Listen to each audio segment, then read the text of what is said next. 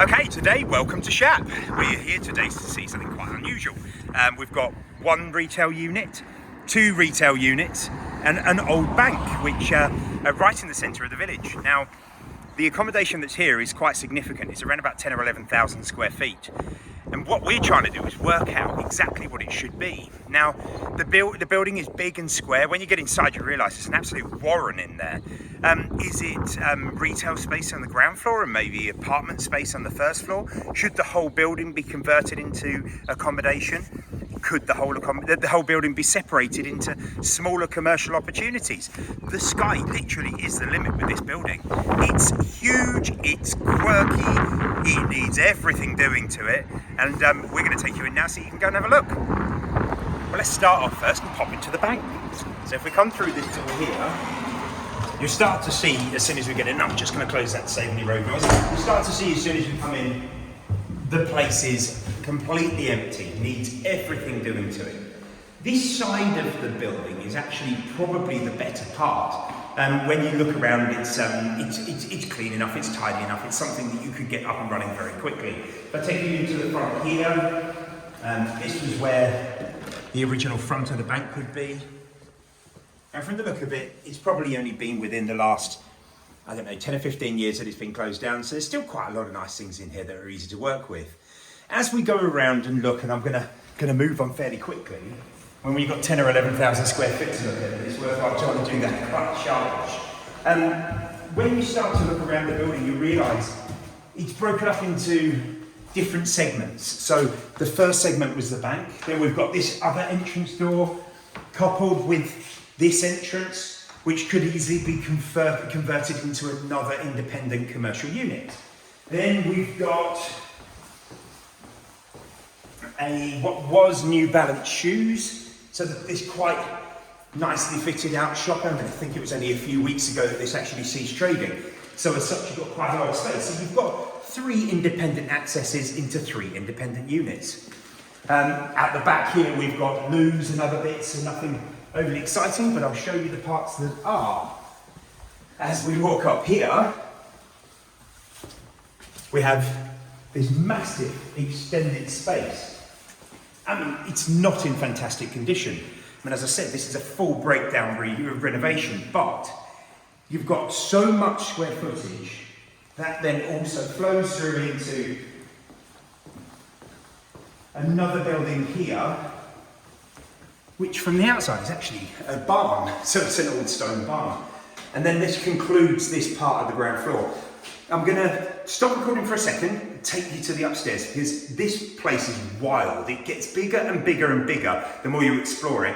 And I'll be completely out of breath if I do it all in one take, so I'll see you in just a moment. Okay, so I'm letting Donald do all of the hard work on the stairs today. So if we come on through to here, so we're back into the bank. So the bank for me is the kind of nice, easy, soft start, because with a little bit of renovation and a little bit of alteration, it can come out very well. The building has a very pretty, almost very large reception space, which kind of, in my mind, lends it a little bit towards maybe potential for residential. You've got another further floor above here with two huge rooms. You've got two huge rooms here, the bank and another significant room downstairs. Even when you look at it for flats, there's a bit of interest, a bit of quirkiness about it. So maybe that residential vibe is kind of found within this part really easily. Let's go and show you the rest of it. Okay, so we're now bank side, the second side. We've got a little bit of space here. There's a lift. I'm not going in it, and I wouldn't recommend anybody else does. However, if I did own it, I probably would try. But I wouldn't suggest that for any viewings. And then there's a bit of storage space here, which follows through onto another room. Now, I'm just going to take you to that room first, so don't look at this bit. But I'll take you around to this, this room first. Because there is a doorway access that's here, which this room would then fit with the panelled room that's downstairs. So we've got bank, open door, so this gives the third section, and then into here which is above where the shoe shop was. We've then got this very, very large open plan space. So upstairs, we've got a bit more to look at. I'm going to catch my breath. I'll see you up there. Okay, right, I've managed to make it to the top. Donna, can you get here as well? So this is another kind of the parts I was talking about downstairs. You've got all these points around. I'm only saying it because I'm a history geek. But this would have been K Shoes. I don't know if K Shoes still runs any longer, but this would have been a manufacturing plant for them. This is the top of where that lift was. And again, this is in that middle section. So you've got another room through there.